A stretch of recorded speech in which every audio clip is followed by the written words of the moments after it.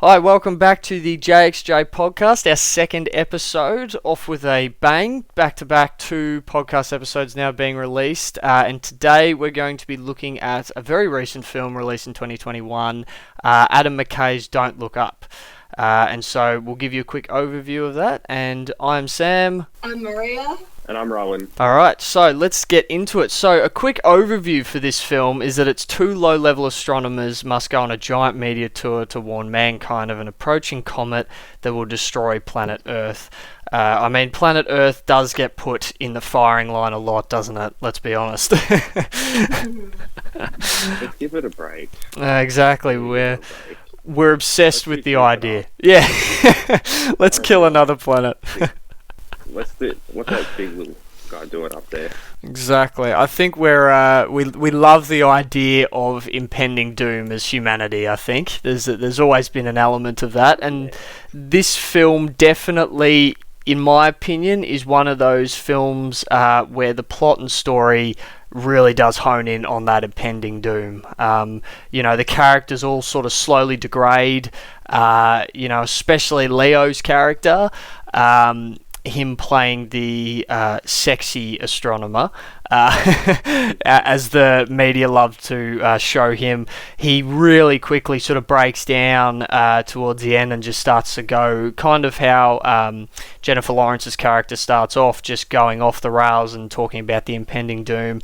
And this film had a real arching, I should say, sense of impending doom. Just, that slow comet felt like it was just getting closer and closer, and eventually you knew, it's going to get everything. It's going to sort of destroy the world. And I think that was one of the sort of interesting things about the film is watching sort of the story unfold as this slow impending doom is sort of hurtling towards them.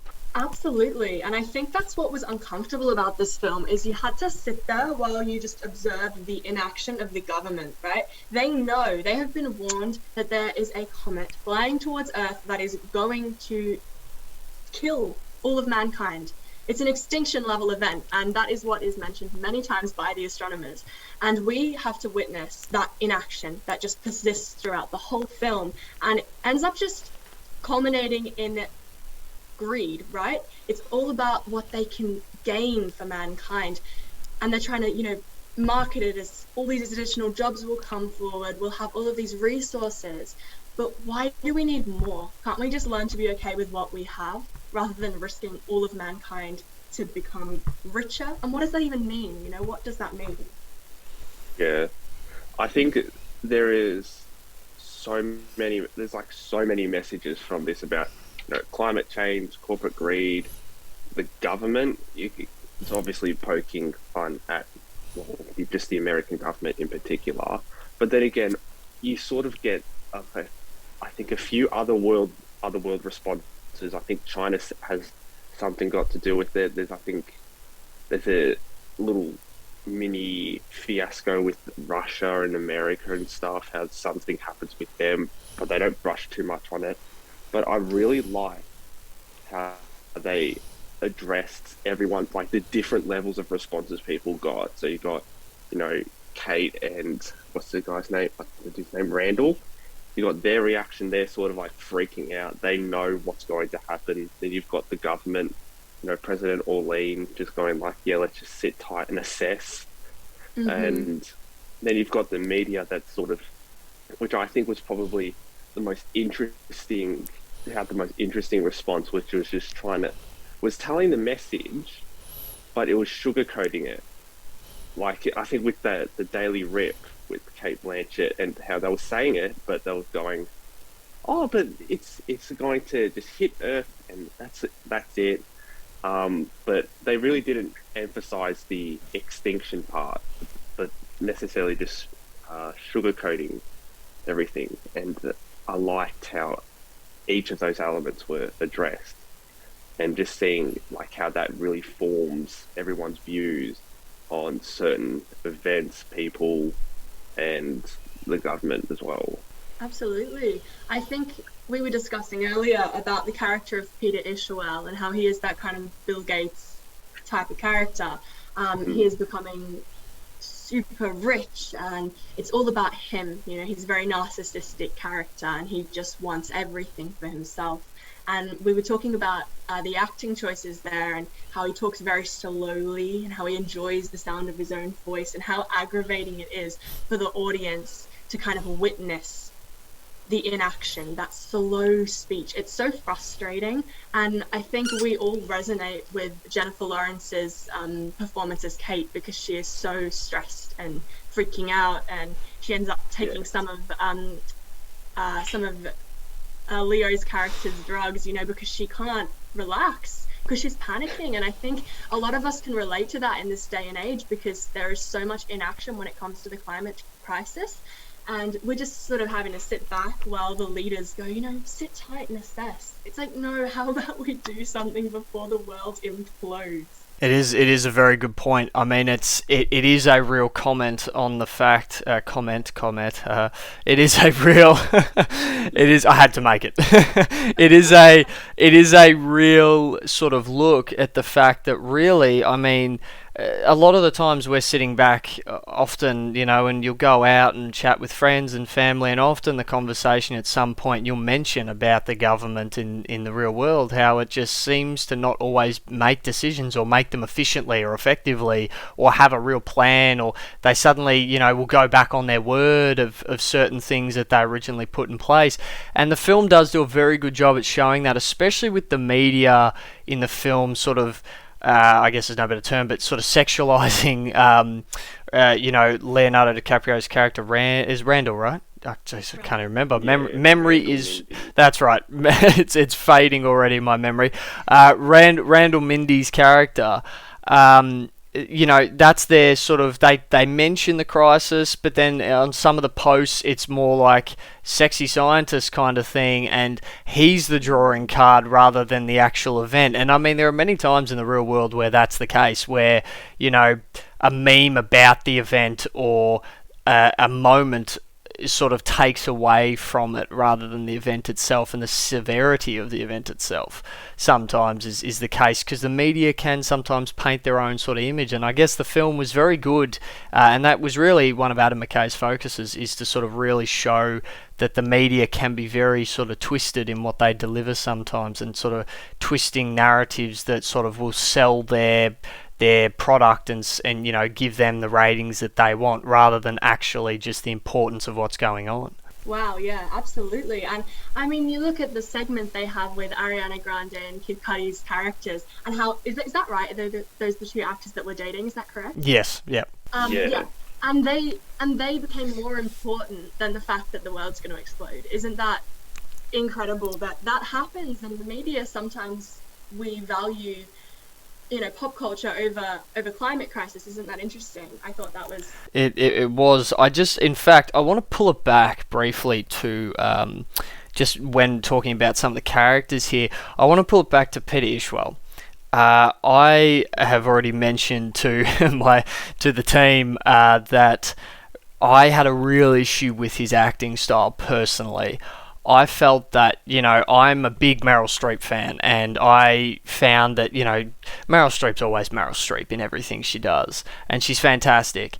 But I just found that in certain scenes with Peter Ishwell, he was just really pulling down the scene with his extremely, sometimes agonizingly slow delivery and almost awkward stuttering around his dialogue. And sometimes it almost seemed like he was just trying to remember the script. And I hate to insult an actor like that, because I've seen quite a few of his different works, but I just felt that he could have amped up his dialogue a little bit more. But I guess in some respects that could have been also his purpose too. But I mean, comparing it to Ready Player One, with his awkward, slow speech in that film, it was almost like he barely changed sort of the way he spoke. It was more just the character he was playing, because the way he speaks, it works more for Ready Player One, but he's still that slow, agonizing, sometimes draw out of a sentence that could have been done a bit quicker sometimes. Yeah, I see where you're coming from, but I think it was a very deliberate choice on his behalf, because he represents the inaction of the government. He represents, in a sense, that slow and agonizing inaction that we all have to bear witness to and have to sit through. And I think he's a metaphor for that. Like he's a symbol of that. You know what I mean? Absolutely. I can agree with that as well. I think there's a lot of good points in what you're saying. Is the fact that he kind of is like a poster figure for sort of the inaction of governments and decision making in the way he talks, and just his whole character really. So again, if it's sort of a very interesting take on the fact that if that's the purpose of the character, which I mean we don't fully know if that was the entire sort of purpose they were going for, but it does work. You're correct. He really does sort of highlight that slow, agonizing sort of response that the government is always giving, or the world leaders are always giving. I think he represents like that. I think he's more of just an influence on that slow, agonizing response. I think the two main people that represent that are, President Orlean and her son. I think because Peter, I see him or saw him as more of a representation of the corporate greed from it all. Because he gets insulted when he gets called a businessman. He I think he intervened when the rockets were launching, when they found those minerals on the asteroid, and seeing the potential that could come from it. He was the one. He's very narcissistic. He's like at the start of the presentation, the whole crowd was just told no sudden noises, no sudden this, no clapping when told to, no direct eye contact. You're in a crowd, for God's sakes. So he's the more narcissistic, greedy corporate person that tells you that's like, oh, these are the benefits that come from it, and is more of a influencing factor into slow responses from government in terms of climate change or any political action. Because I think we're starting to see nowadays that businesses like Facebook and Instagram are starting to have more of an influence on not only how we behave, but how governments respond, especially in like America, as we're seeing. Definitely. And I'd like to quickly mention a fun little element of the film. Not sure how many listeners are aware of this moment in particular, and I'm not sure if you guys are aware, but I certainly thought the film did a good job of making it look like it was part of the film in the moment, but that very interesting accidental shot of the entire crew filming one of the scenes that's actually in as a scene in the film is quite an interesting thing, and was an accident. I'm not sure if you guys were aware of that one, or it's that one. It's that scene sort of through that moment where Kate's with Timothy Chalamet's character, and they're sort of out with those little dust bins or trash bins that have got fire in them, and they're chilling and just sort of goofing around, I guess is one way to say it. And they cut at one point. It's sort of around there. My memory's failing me a little bit, but it's sort of around that moment, and it shows the scene where there's a bottle being broken, but it also shows the cameramen and the team filming that moment.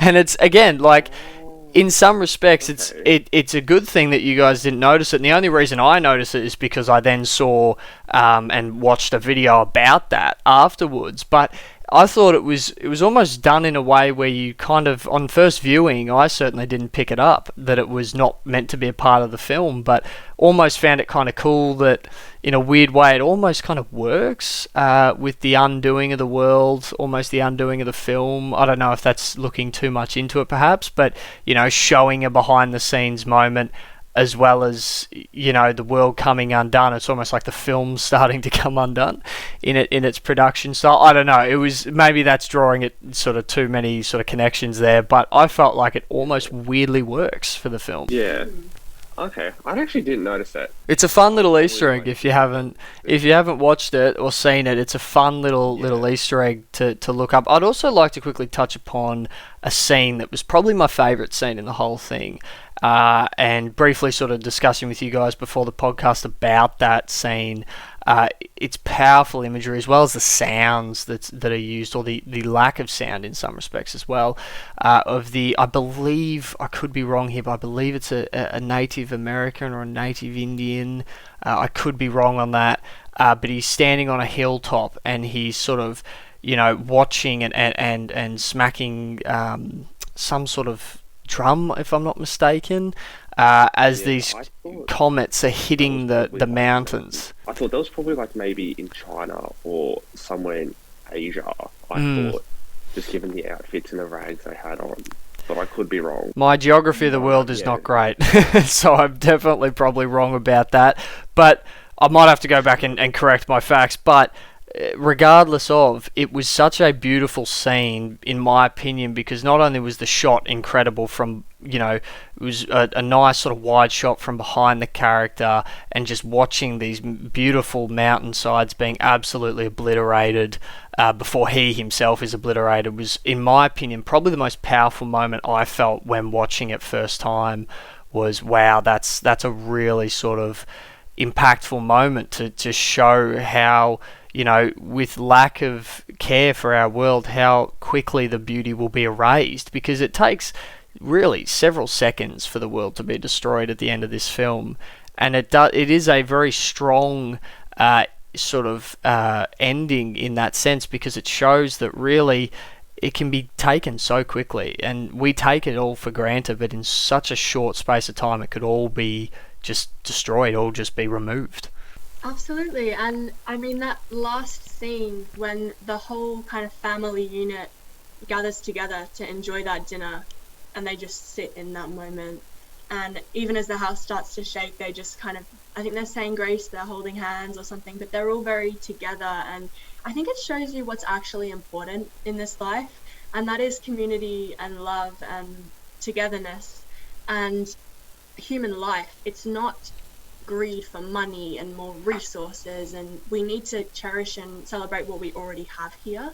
Absolutely. Yeah, absolutely, for sure. I think as well, I'm going to touch upon probably my favourite character, because he's my favourite actor at the moment, would be Timothy Chalamet. He had some fantastic little moments of dialogue where he was in many ways underused, I felt, because I was surprised that not surprised necessarily, but just very much going and loving the way he delivered his sort of comedic lines, especially his little glasses moment at the store.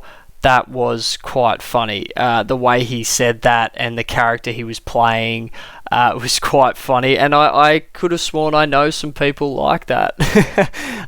The way his sort of character is so is sort of very interestingly sort of intensely obsessed with the not following the media and stuff, because he sort of doesn't follow that, but so obsessed with Kate's character, because him and his group almost see her as a bit of an icon. They've got her on the bottom of their skateboards and they FaceTime with their mates to show them that she's there, and kind of obsessed with the person that most of the world in the film outed. So I just found that his whole sort of character was quite funny and very entertaining to watch. I think their relation to her being outed and cast aside is because of the lifestyle they're in. You see that, like, they're also outcasts, so it makes sense that they relate to her, they idolize her, because she was just cast aside for essentially telling everyone the truth, and they probably like her for that, because she's her being herself. She's not letting the government tell everyone that everything's going to be all right when everything's not going to be all right. And I thought that was a really good connection that they had, especially between Definitely. Kate and Yule. Definitely, and I think she's a great representation of the kind of obviously she does get very fired up at times, but she's a great depiction of what we need in society right now. We need strong individuals who are gonna be heard and be seen and fight against the mainstream, because we have to do something. We are running out of time. I don't know if you guys have seen, just to go slightly off topic, if you guys have seen that one documentary on Netflix that explains that if we keep overfishing, by 2050 there'll be no fish in the sea, and our world will be destroyed. And we need individuals like Kate that will shake things up, that will speak their mind. And that's why I just adore this film, because any film that is going to tackle the crisis that is happening in the world right now, to me, is sacred and so important right now. Absolutely. Yeah. I also like to draw attention to Jonah Hill. I don't know why, but he was the one that stood out for me in this movie. I think it just, his sheer arrogance and obliviousness to the whole situation, along with his mother, President Orlean, and I like that whole nepotism with the government as well. I just thought he was such a really loose character that they used, and I loved every scene he was in. He was just hilarious. Like the chemistry he has, especially in that when they're in that boardroom watching the rockets launch, and he's talking about him taking the molly or something. that was on top of the fact he saw Bree and Randall making out. Thought like, okay, I'm just gonna make out with Kate. But that was just, I think he was probably one of the more funnier sides to this whole satire. Yeah, I think Jonah Hill was definitely a standout. My favourite was when he offers Kate to come with him and then just shuts the door. Very simple but very effective comedy. I will turn our attention and ask the question to the two of you. It's a political satire, obviously, sort of comedy, social drama, sci-fi, sort of all those kind of genres is sort of what this movie ticks the box of. Did we find that it was powerful enough for the message? I think so. I mean, if you manage to get to the movie to the very end and you watch everything just get destroyed and everything's floating in space, you sort of, for me, I sat back for a minute as the credits were rolling, just in shock of that, like, that it actually happened. Because I think we're just so used to especially with these, like, all the superhero movies, we're so used to the world being saved last minute. We're so used to everyone just coming in clutch with that one person that managed to save the day, and just to see that go all undone, and for them to fail twice. Well, I'd say like fail at the end, but when they could have succeeded was just really sad. And I think it got the message across. I think that ending was devastating. I myself, when I finished that film, I think I had to sit in that sadness, and I got in like a sad mood for the rest of the day because it really affected me. And I think a lot of people have had that experience. You kind of walk away from that film and you've been affected. It really hits home. Absolutely, yeah. I think seeing online, I think we all are aware that it's got very divided opinions. You sort of either love this film or you hate this film. There's a sort of very small room for middle ground on the film. And I found myself finding that I definitely can agree with the two of you with the ending. I think the ending was very powerful and very sort of a strong finish, and it really does make you go, oh, wow. But I will mention something that I've already sort of previously mentioned before the podcast, is the two post-credit scenes, and spoilers to those now who haven't seen them, but effectively Jonah Hill's character surviving, Jason surviving, and then Meryl Streep being eaten by, I can't even remember the creature that he called her, but the borax sort of thing.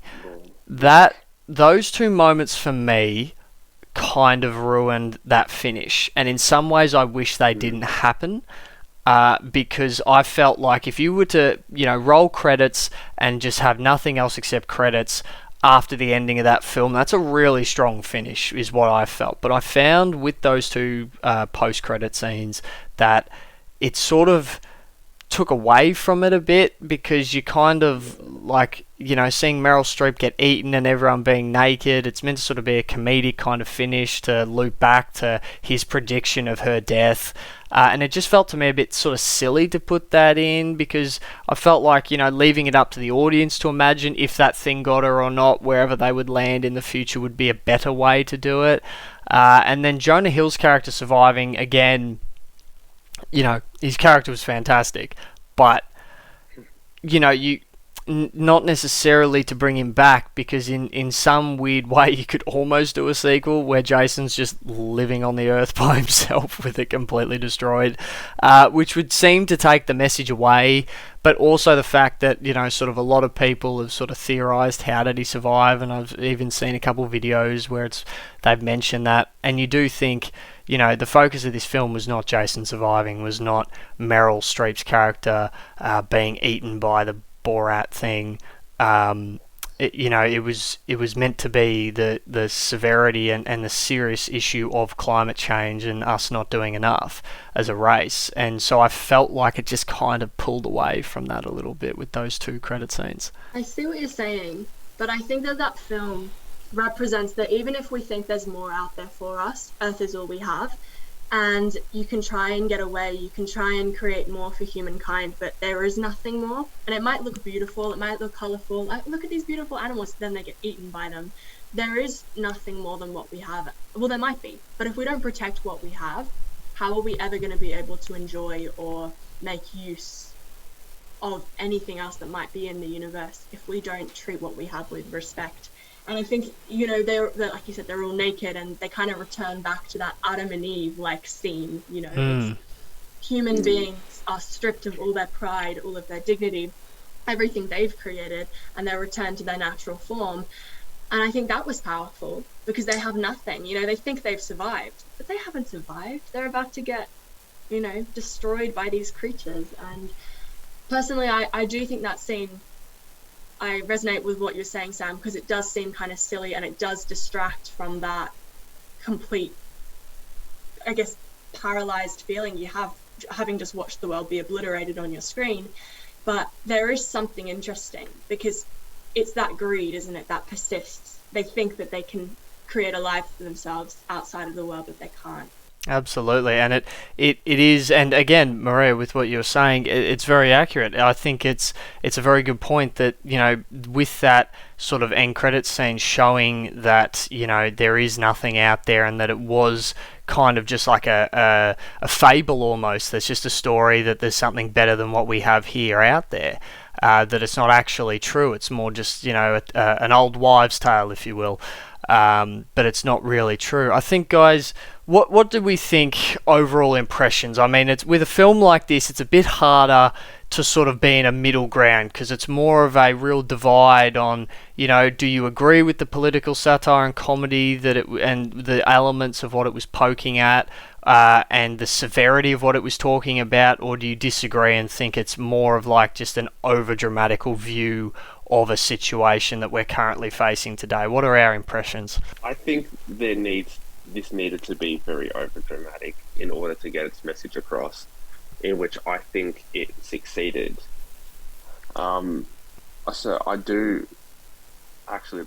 In that sense, I do like this movie. I really enjoyed watching everything unfold, because I feel like it is the most realistic way a situation like that would be dealt with, and I think it was executed very well. Absolutely. It's the most important fictional film I've watched in a long time. I don't think you can deny its importance right now and the message that it is putting across. You can disagree with specific aspects of the film, but I think the overall message is that we need to save the planet. And so personally for me, I loved it. Okay, so I guess I will follow up on the both of the comments made. That I agree with both of you. I think it was very important, and I think its style and its delivery of the issue of climate change was perfect for this sort of day and age, and especially tapping into the media side of things, especially because, as we all know, media is kind of the dominant force with things like this and delivering messages such as climate change to the world, and it's important. So I think I agree with both of you. It was probably a very important film, especially for at the moment in the world, and sort of also showing that also on a second topic, seeing that with sort of all these lockdowns, if I can briefly touch upon those, the world has gotten better in elements. Sort of in Venice, there was reports that the water's been a bit cleaner and so forth. So it shows that even though we were sort of forced into these lockdowns, that if action is taken, it can have a result. And so I think that there is some absolute power in that. So I guess let's give it some final ratings here. So how many comets would we throw at, let's say, Jupiter? Let's go for Rowan's call of Jupiter. Let's not destroy Earth anymore. How many comets are we going to hit Jupiter with? Let's go with Maria first. What do you think? I feel kind of bad that we're punishing Jupiter. I don't really see what they did to us. But all right, if I'm going to throw some comments at Jupiter for punishment, I'm sorry, I can't throw any. I have nothing bad to say about this film. Look, there might be elements that could be improved, but when it comes down to it, I think the message is so important, and I think I will be throwing no comments. World peace, please. All right, Rowan, what do you think? Look, unfortunately, I can't give it 0 comments because I just feel like there were some bits where it was just really slow and just sort of detracted from the whole message of it, and there were just some parts where it just made me go on my phone, check the time, see how long I've got left. And normally when I do that, I sort of question the effect of the message and what they're trying to get across. So with that, I would probably have to send Jupiter no more than probably 2 comments. I'll give it 2 comments. 2 comments is, not a bad score at all. I think sort of connecting both dots there, I found it sort of a very good film, but at times I'll definitely agree, Ron, that it was slower at different points, and I did sort of find myself questioning, and a big question I asked myself was, if you were to take out the star power of the casting that this film had and replace it with actors who are a lot less known, let's say, would it have had the same effect, or was the effect only there because of the cast? It is a question that I found myself pondering once or twice. But again, I did enjoy my time with this film, a lot more than Girls with Balls. And I found that it was overall a good film that was released as of last year, and I think it had definitely a lot of importance politically and just in regarding the world as a whole today. So I would probably send Jupiter's way. I would probably say, it's hard to say, but I might go in between both of you today and say maybe 1 or 1.5 comets I'll send Jupiter's way to rate this film.